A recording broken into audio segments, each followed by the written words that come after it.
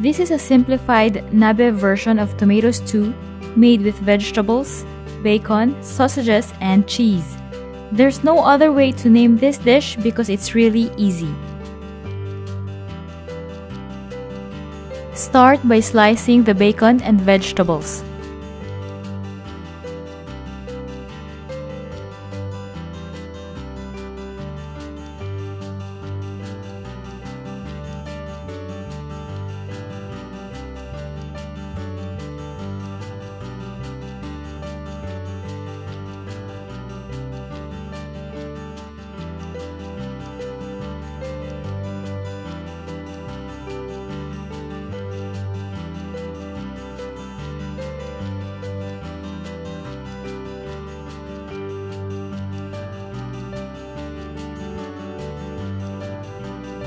In a Nabe pot, combine water, tomato juice, chicken stock powder, vegetables, and salt and pepper.